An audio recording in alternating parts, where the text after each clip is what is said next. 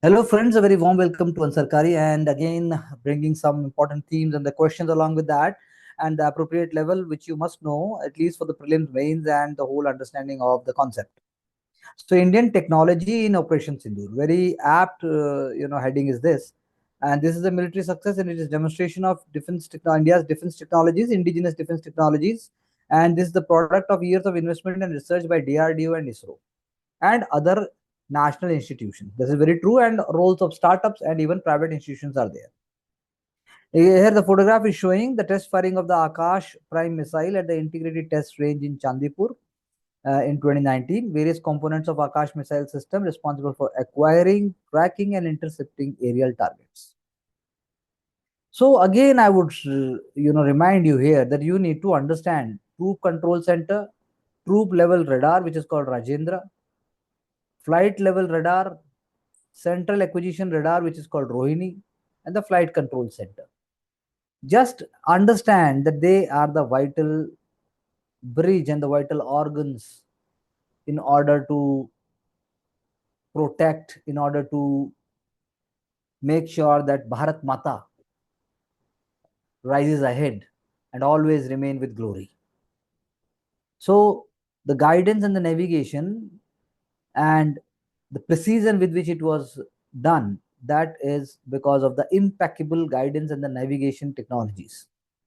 The level of precision was achieved of the global scale, DRDO. So this is the whole point. India's indigenous navigation and guidance system NAVIC, which is complemented by an array of very high resolution Earth observation satellite, is also very important. Cartosat, RESAT, EOS series keep a round the clock watch on the subcontinent and provide vital information and imagery that are useful to the military. Some of these satellites can identify and differentiate between objects as small as 25 to 30 centimeter. The precision accuracy is about 10 to 20 centimeter. So sub-meter targeting, this is the key word here. Sub-meter targeting is very much possible.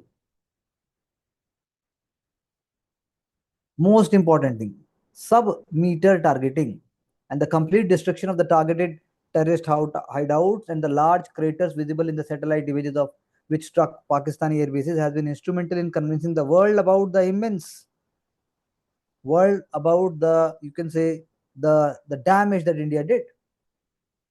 On the top of it, S-400 system also played a very important role. Different radars and weapon systems which worked in tandem were successful in neutralizing almost every Pakistani attack. So low level transportable radars were also very helpful. So you must enjoy and understand that Indian air defense system, including the newly inducted Summer, that is surface to air missile for assured retaliation systems. These you must note down in your notebook, and that will be enough. In fact, to force the anti-aircraft guns, which are currently upgraded, they were used to shoot down, incoming drones in Jammu and Kashmir. Unmanned aerial vehicles are very important.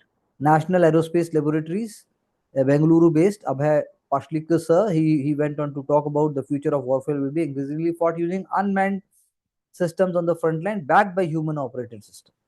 India must master these technologies. That is the whole point.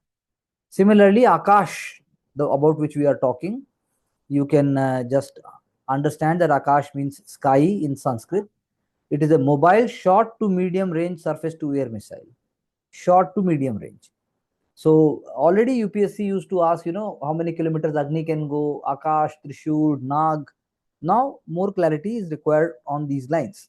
So the development of Akash began in the late 1980s as a part of the DRDO's Integrated Guided Missile Development Program, IGMDP. And these were followed by the extensive user trials by the Indian Air Force and the Army. Both IAF and Army currently have multiple squadrons and groups operating it. Akash is 96% indigenous. More than 250 industries are engaged in the production. So it has got an integrated 3D central acquisition radar scans, which is actually helpful in understanding the airspace. And the radar provides three-dimensional measurements of range, azimuth, and elevation of target and has coverage of 120 kilometers in any direction. So it is a kind of providing a kind of a 3D picture.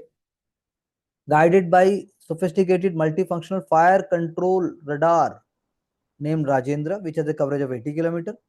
A single Rajendra radar can track multiple targets, guide multiple missiles simultaneously.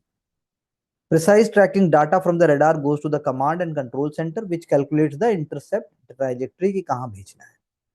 Missile is fired from a mobile launcher, and you can say that precise tracking data from the radar goes to the command, which is, as I just said, it is calculating it.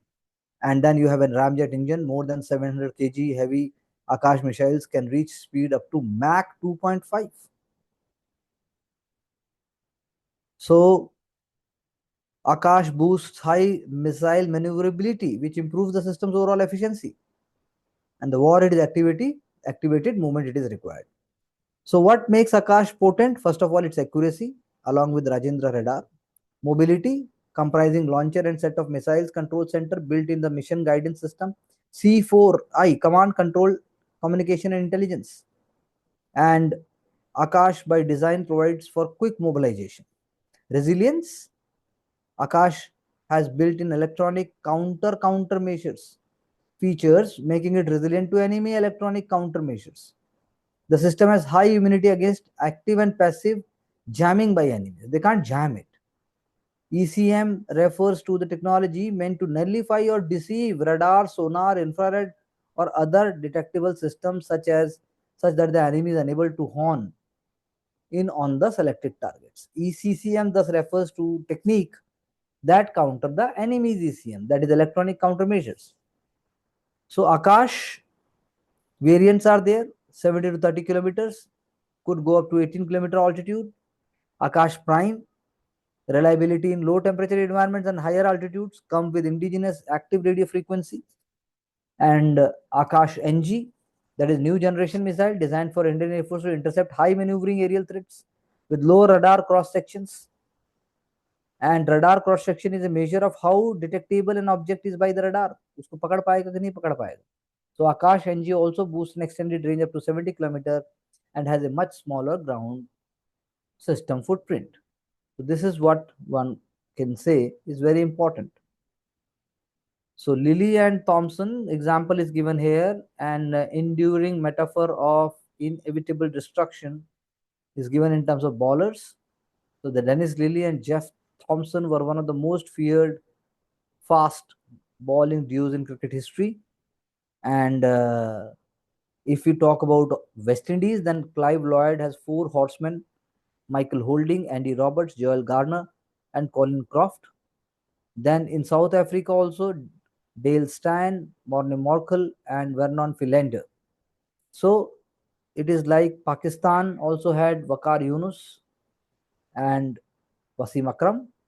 Similarly, is an example of Lilly and Thompson. We can think about Indian examples, do think about it, and also prepare a short note on the Akash system apart from other defense technologies that we have just discussed.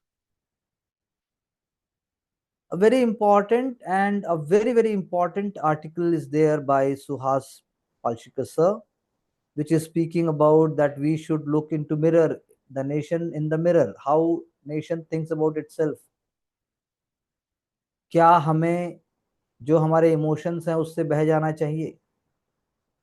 हमारी collective identity क्या है? So the article is actually speaking about as India is coming to terms with the killing of tourists singled out for their fate and it retaliated through terrorist strike, three social constituencies dominated the public discourse. These three are set to shape and represent our collective identity for time to come. Many will not agree, लेकिन एक muted sense of disbelief है, disappointment है large section of society over the final denouncement of the developments of the past 3 weeks. And ये constituencies जो है वो ensure करेंगे कि disappointment is not directed towards the government, but towards building our nationhood in a direction that India को उस direction में लेके जाता है कि जो 1947 में हमने नहीं सोचा. One phrase is chest thumping by top political leadership, irresponsible noise generated by the media, and unbelievable crudity of the so-called analysis by sections of retired officers of the armed forces. उन्होंने जनता को तैयार कर दिया कि कुछ तो drastic और dramatic होने वाला है, लेकिन ऐसा कुछ हुआ नहीं, तो इसलिए बहुत दुख हुआ। तो ये तीन कॉन्स्टिट्युएंसीज, नेताजी की, और अभिनेता यानी कि जो जर्नलिस्ट हैं, जो टीवी जर्नलिज्म है, सोशल मीडिया रील्स हैं उनकी, और तीसरा रिटायर्ड जनरल्स की, वो तीनों डिसअपॉइंटमेंट हुए। और इसीलिए हमने पढ़ा भी कि कैसे सबके बावजूद भी विक्रम मिश्री सर की फैमिली और उनको तो ट्रोल भी कर दिया गया कि जैसे एज इफ उन्होंने पाप कर। तो जुवेनाइल सेंटिमेंट जो वॉर का है, जुवेनाइल सेंटिमेंट जो वॉर का है, वो ये मानता है कि भाई वॉर तो एक टॉय गेम की तरह है। जैसे एक रिटायर्ड आर्मी स्टाफ ने बोला कि वॉर तो बिलेटेडली, मतलब उन्होंने बिलेटेडली कहा, war is not a good not the first option. D escalation तो एक डर्टी वर्ड हो गया कि होना ही नहीं है, पीछे नहीं हटना है। वॉर उनके लिए बहुत रोमांटिक सपना है, जिन्होंने कभी फर्स्ट हैंड वॉर को नहीं देखा है। They have the romanticisation of war. वो वेलर की बात नहीं करते, बहादुरी की नहीं बात करते, वॉर की बात करते। और अगर पाकिस्तान जैसा सामने हो तो और अच्छी बात है। ऐसा ही आपके टेलीविजन स्टूडियोज में हुआ, सोशल मीडिया में हुआ। प्रो वॉर कॉन्स्टिट्युएंसी बहुत दुखी हुई कि यार हाथ से निकल गया, वॉर इज जो है वो हाथ से निकल गया, और इंडिया ने अपनी बेइज्जती, एक मतलब इंडिया को पीछे नहीं हटना चाहिए था, सबक सिखाना चाहिए था। सेकंड कॉन्स्टिट्युएंसी एज इफ, वो जो मैंने आपसे कहा, वो चाहती थी कि वॉर को पूरा एंड रिजल्ट तक ले, यानी वो चाहते थे कि पाकिस्तान, मतलब पाकिस्तान को अपने कर्मों की सजा मिले। उनके लिए पाकिस्तान ऐसी इमेजिनेशन है जिसमें वो सोचते हैं कि 1971 की तरह उसके टुकड़े और करके, या फिर आप ये मानिए कि उसको खत्म किया जा सकता। पाकिस्तान जो है अगर खुद खत्म नहीं होगा तो इंडिया को कर देना चाहिए। तो ये भी अपने आप में एक दिखाता है कि हमारी अपने राष्ट्र के बारे में हमारी इमेज क्या है। हमारा जो नेशनहुड है वो वायलेंस, डिस्ट्रक्शन और इरेजर के ऊपर बैठा हुआ है। एक ऐसा राष्ट्र जो अपने पास्ट के साथ नहीं रह सकता, और प्रेजेंट को भी फिर वो ऐसा प्रोड्यूस करेगा जो टेंसी होगा। यानी डाइवर्सिटी, इंक्लूजन, अकोमोडेशन की बात आप भूल जाइए। आप ऐसा करके कंप्लीट इरेजर करना चाहते हैं, चाहे फिर वो जो भी हमारे जैसा नहीं है वो हमारा एनिमी है। और official rhetoric all through the current crisis इसी कॉन्स्टिट्यूंसी को आगे बढ़ाया, और इसी को आगे बढ़ाया है, इसी को जस्टिफाई भी किया है। तीसरी कॉन्स्टिट्यूंसी जिसकी सर ने बात की है वो है आपकी एंटी मुस्लिम मोबिलाइजेशन। टेररिस्ट ने ऐसा ट्रैप बनाया, हिंदुओं को मारा, सोशल मीडिया अकाउंट में ऐसा ही दिखाया गया, प्रॉब्ली एक्चुअल सोशल इमेजिनेशन को रियल लाइफ में दिखा दिया। सो हुआ क्या कि प्राइवेट कन्वर्सेशन जो पहले होती थी वो ओपनली होने लगी। पहलगाम और इंडिया का स्ट्रॉन्ग एक्शन पाकिस्तान के अगेंस्ट जो हुआ, उससे आपने मुसलमानों को ही बाइकआउट करना शुरू कर दिया। पॉलिटिकल लीडरशिप ने एक सिंगल वर्ड भी नहीं बोला इसके लिए, और उनके लिए ना कोई सिंबोलिज्म आपने बताया। इनफैक्ट जब हम कहते हैं कि सिंबोलिज्म क्या क्रिएट किया, तो उन्होंने क्रिएट किया presenting a Muslim officer as a spokesperson. Bad diplomacy कहेंगे इसको। और डीलिजिटिमाइज नहीं हो पाया इससे एंटी मुस्लिम कॉन्स्टिट्यूंसी, जैसा कि हम देख भी रहे हैं।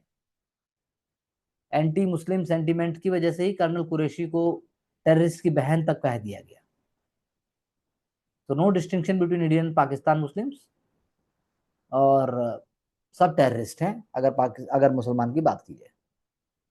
ये तीनों कॉन्स्टिट्यूंसी जिनकी हमने चर्चा की, ये पहलगाम के बाद नहीं थे, पहले भी थे, लेकिन पहले होने के साथ साथ अब ये ज्यादा एक्साइटेड, ज्यादा मेच्योर फॉर्म में आगे आ रहे हैं।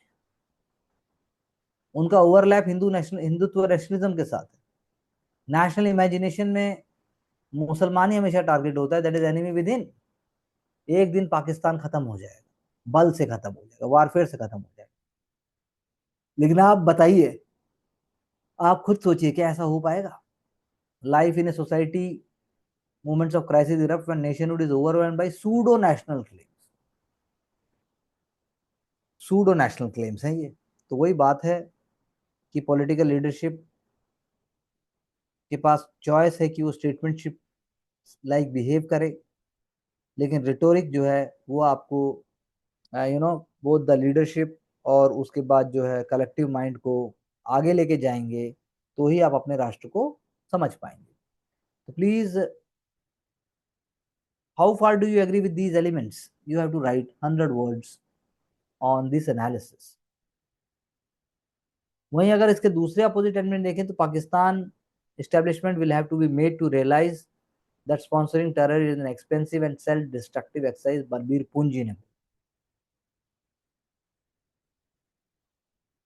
उन्होंने ये भी बात की, उन्होंने ये भी बात की न्यूफाइट्स को बोलते हुए कि प्राइम मिनिस्टर नरेंद्र मोदी जो है ही halted the ongoing conflict without fixing Pakistan for good, और पीओ के बिना ये रोक दिया। इंडिया पाकिस्तान डिस्प्यूट ज्योग्राफी के बारे में नहीं है, बॉर्डर ऑफ कश्मीर के बारे में नहीं है, it is about protecting the characteristics of a nation. तो इसीलिए Pakistan itself styles to as a styles to and showcases itself as a future to Islamic invaders। Hero कौन है पाकिस्तान के? मोहम्मद गजनी, मोहम्मद गौरी, औरंगजेब, अहमद शाह अब्दाली। तो पाकिस्तानी मिसाइल्स भी इन्हीं के नाम पे रखी गई हैं, ऐसा इनका कहना है। पाकिस्तान अपने आप को ऐसा नेशन देखता है जिनको भगवान ने God given response complete the divine mission of गजवाए हिंद, सब कॉन्टिनेंट को इस्लामिक हम नेशन बना देंगे। पाकिस्तान चीफ असीम मुनीर की जो थ्योरी थी वो बैकफायर की है। ईमान, तकवा, जिहादी फी सबीलिल्लाह। तो यही बात है, पाकिस्तान आर्मी का मोटो जो है मोहम्मद अली साहब के जो इतिहाद, यकीन, तंजीम, वो आप कह सकते हैं कि बदल गया था जनरल जिया उल हक के समय में। तो पाकिस्तान की आइडेंटिटी, पाकिस्तान के ऑब्जेक्टिव, लियाकत अली खान जब प्राइम मिनिस्टर थे और जब जिन्ना नहीं रहे तब से ही बदलने शुरू हुए। Sovereignty over the entire universe belongs to God Almighty alone, and the authority which has delegated to the state of Pakistan is the sacred trust। ऐसा करके उन्होंने कहा। इसीलिए पाकिस्तान ने थ्रेट दिया 65 का वॉर, कि वो अगले 1000 सालों तक लड़ता रहेगा, रोटी खाने को नहीं होगी लेकिन भारत से जरूर लड़ेगा। ऐसे ही सियाचिन के अटेम्प्ट में हुआ, 1971 में हुआ, 1999 में हुआ, और जो रिसेंट हुआ वो भी उसी का एक पार्ट है। लेकिन पाकिस्तान कुछ भी सीख कर राजी नहीं है, पाकिस्तान कुछ भी समझ कर राजी नहीं है। तो इसीलिए ये एक पर्सपेक्टिव से लिखा गया है। लेकिन मैं आपसे एक क्वेश्चन पूछता हूं कि will Pakistani sponsored terrorism now come to an end? Comment. Vantage point Noida, it's most striking feature remains its adjacency to Delhi. ये अब आप इसको कैसे देखेंगे? इसको अर्बन सिटी के तौर पे देखिए, अर्बन कॉन्ग्लोमरेट के तौर पे देखिए। एक the new town sought to relieve burdens of Delhi, Noida falls entirely within the newly created district Gautam Budh Nagar। The most striking feature of Noida is that it is adjacency to Delhi। When I ये अपनी story भी खुद बता रहे हैं, when I moved to Delhi and then Noida a couple of years ago, I realized that in the acutely class conscious lanes of Delhi, saying you live in Noida still feel like a bit of coming out of movement। तो इसीलिए आप कह सकते हैं कि शहरों से भी सोसाइटियों का निर्माण होता है। Today, Noida houses thousands of companies and the Noida Authority boosts a budget close to 8,800 crore। लेकिन फिर भी नोएडा और दिल्ली के बीच में हजारों लाखों लोग ट्रेवल करते हैं। 2 लाइन्स है मेट्रो की। So in a message celebrating the anniversary, Noida का जो वर्ल्ड क्लास अचीवमेंट्स हैं उसमें आप film city, cyber hub, education hub, sports city, now Jewar airport. Villages of Noida need to recognise that they are now part of city. The urban sector sit cheek by jowl with the villages, जैसा कि development हो रहा है। Housing, migrant labour, multiple blue collar jobs, सब चीजें हो रही हैं। तो हिस्ट्री जो 50 साल की नोएडा की है वो किसी स्कूल में नहीं पढ़ाई जा रही है, लेकिन वहाँ कोई हेरिटेज वॉक भी नहीं हो रही है, वो चांदनी चौक की तरह नहीं है, दिल्ली की तरह नहीं है। तो quality of life in Noida is much different from further metropolitan city. Sewage network complete नहीं हुए हैं, ड्रिंकिंग वाटर सेफ नहीं है, एयर क्वालिटी उतनी बुरी है, एसी जो है वो अप्लायंसेस सल्फर फ्यूम्स की वजह से ब्रेक डाउन हो जाता है। Noida is an economic power house and contribute रफली 10% of GDP in Uttar Pradesh. तो क्यूरियस एक सिटिंग है, यूनिक लेंस है इंडिया के अर्बन एक्सपेरिमेंट को संभालने का। मेंस के एग्जामिनेशन में मैं चाहूंगा कि आप इसको वोट करें थोड़ा सा। एंड उत्तर प्रदेश उसके नेबरिंग उसमें आ जाता है, लेकिन ग्लोबल एस्पिरेशन के पर्सपेक्टिव से अभी हमें आगे जाना बाकी है। हम ये कह सकते हैं कि भाई नोएडा अपने आप में एक सोशल वजूद है, ऐसा हम कह सकते हैं, क्योंकि अभी हिस्टोरिकल वॉक है, लेक्चर है, कल्चरल कॉन्ग्लोमरेट के जितने भी हैं उनके लिए उनको दिल्ली ही आना पड़ता है। एंड आप कह सकते हैं कि 30 साल के बाद भी जो हम अभी भी आप बात करते हैं हम पंचायती राज इंस्टीट्यूशंस की, वो यहाँ पर जैसे ब्यूरोक्रेटिक अथॉरिटी लिखा गया है, इलेक्टेड बॉडी नहीं है। तो अब जो है इनहेरेंटली नोएडा के बारे में, नोएडा नोएडा है क्या, the aspects are abundant yet often overlooked in favour of narrow sense of the city pride, जो कि शहर की बात की जाती है। तो इसीलिए यू नो जब कैलाश खेर कहते हैं कि यूपी की शान नोएडा, शहरों की जान नोएडा, तो दिल्ली में दिल्ली नगर निगम बोला जाता है। तो मैं सोना के बारे में भी सोचूं तो सोना का भी एक छोटे रूप में यही हाल है, कोई सोना में अ, सोना नहीं चाहता। तो that's how it is. Cabinet clears 3,706 crore chip land HCL Foxconn unit in UP jeer, ये इंडिया की 6th होगी, operational by 2027. Jeevar facility will manufacture advanced display driver chips, which is used in mobiles, laptops, and automobiles. So this is a very very important step. And एक साल पहले project को announce किया गया था। Foxconn ये लगा लीजिए कि इसके लिए तैयार है और अपनी सब्सिडीज के साथ वो यहाँ पर करेंगे ऐसा काम। द अर्लियर 5 प्रोजेक्ट्स आर, आपको प्रीलिम्स के हिसाब से नाम पता होने चाहिए, micron technology, Sanon, Tata Electronics plant in partnership with Power Chip Semiconductor Manufacturing Taiwan in Dholera, Gujarat. Tata Semiconductor Assembly and Test Center in Morigaon, Assam, and CG Powers project in partnership with Renesas Electronic Corporation Japan and Star Microelectronics Thailand. In Sanand, Gujarat, and KN Semiconductor Semicons facility is also located in Sanand, Gujarat. तो हमें इसके notes बनाने चाहिए, हमें points पता होने चाहिए।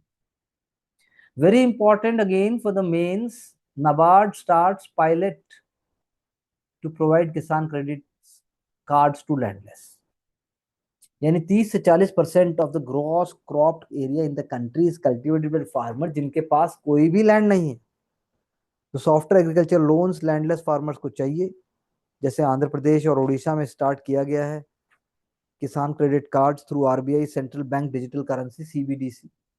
State bank भी ऐसे पायलट प्रोजेक्ट्स कर रहे हैं। Very, very important example. 30 to 40% of the gross crop area in the country is cultivated by farmers who do not hold the land. और जबकि केसीसी को एक्चुअली में आपको जब मिलता है जब आपके पास land. Spike in super core inflation reveals price pressures. तो consumer price index low in last 5 years, decline in food prices. Super core inflation is sub index computed from consumer price index by excluding food, beverages, auto fuels, and housing.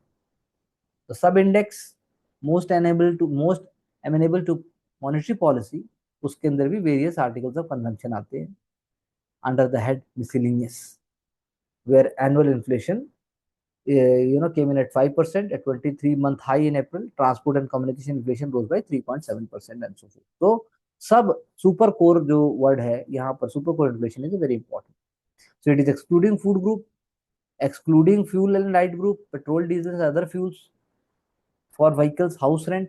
Miscellaneous includes health, transport, communication, education, recreation, and amusement, personal care and effects. Bar council permits foreign lawyers to practise in India. PT में already एक बार पहले ये question पूछा गया था और rules जो है अब चेंज कर दिए गए हैं। Regulation is mandating comprehensive documentation and it is strictly limited to non-litigious matters involving foreign law and international law. So it will help them to expand their practice to foreign law and international law consultancy. Indian advocates and law firms may register as foreign lawyers or foreign law firms. This is very very important development, क्योंकि इससे जो है आप कह सकते हैं और ज़्यादा फेयर कंपटीशन और ज़्यादा लर्निंग अपॉर्चुनिटीज बढ़ेंगी। So in promoting India as a viable destination for international arbitration without compromising the rights of the Indian legal professionals, बहुत important. So you have to just calculate कि नया जो ये जो है ये किस प्रकार से चेंज लेके आएगा। तो अमेंडेड गाइडलाइंस आर देयर, हमें ये सोचना है इसके प्रोज एंड कॉन्स क्या होंगे। आप इस पर एक 100 वर्ड्स का नोट तैयार कीजिए। Trump meets Syrian leader, urges him to normalize ties with Israel. He requested him. So, Donald Trump with Saudi Prince Mohammed bin Salman and Syria's interim President Ahmed al-Shara, they are posing for a picture in Riyadh. So, the developments are taking place. That is what we have to see. Balancing sustainability reporting. Balancing sustainability reporting. That means rollbacks in the US and European Union may embolden regulators elsewhere to delay or dilute ESG disclosures by citing competitiveness concerns.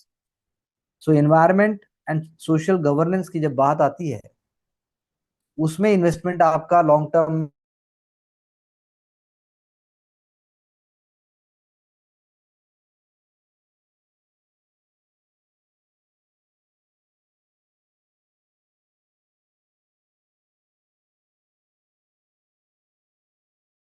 उसके बिना आप growth नहीं कर सकते। Global institutional investors जो है उसके लिए कंसर्न है कि कैसे कॉर्पोरेट ग्रीन वॉशिंग हो रही है, आप करते कुछ हो और बताते कुछ हो। स्टेप्स भी जो लिए गए हैं वो स्टेप्स भी पॉजिटिव डायरेक्शन में नहीं लिए गए। US securities and exchange commission, उन्होंने कहा कि वो अब डिफेंड नहीं करेंगे ओन क्लाइमेट डिस्क्लोजर रूल जो उनके कोर्ट में है। The rule requires the companies to disclose climate related risks and greenhouse gas emissions. That is why SEC, that is Securities and Exchange Commission, which had made it difficult for companies in the US to exclude social policy and environmental shareholder proposals. इसका मतलब अब क्या होगा कि चीजें बदल रही हैं। इस रूल से पीछे होने का मतलब है कि रिलायबिलिटी और अवेलेबिलिटी जो ESG डेटा का है, that is environment social and governance का जो डेटा है, वो अब अकाउंटेबिलिटी की तरफ और कम हो जाएगा। तो दैट इज वाई प्रीलिम्स के लिए बहुत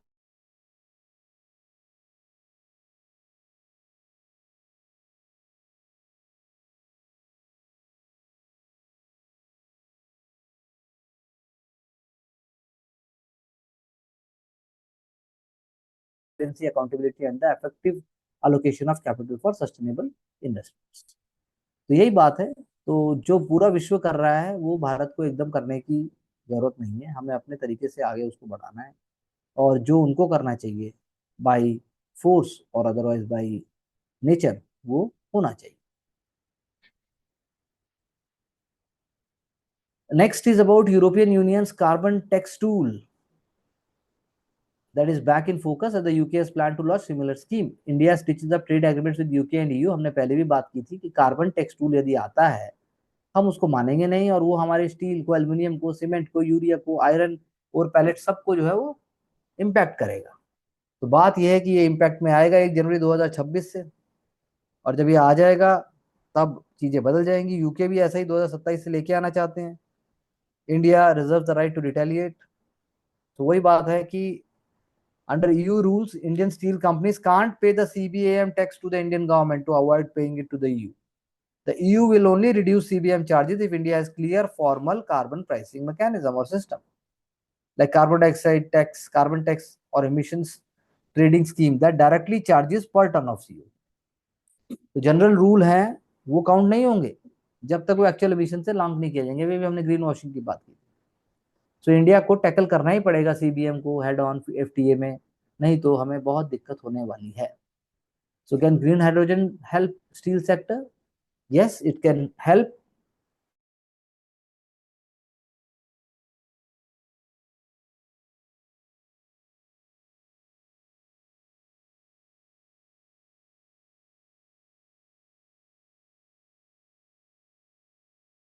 इनका मैंने नाम लिया, स्टील है, इलेक्ट्रिक आर्क फर्नेस स्टील है, यूरिया है, जिनमें भी बहुत एनर्जी कंजम्पशन है, वो यूज करेंगे।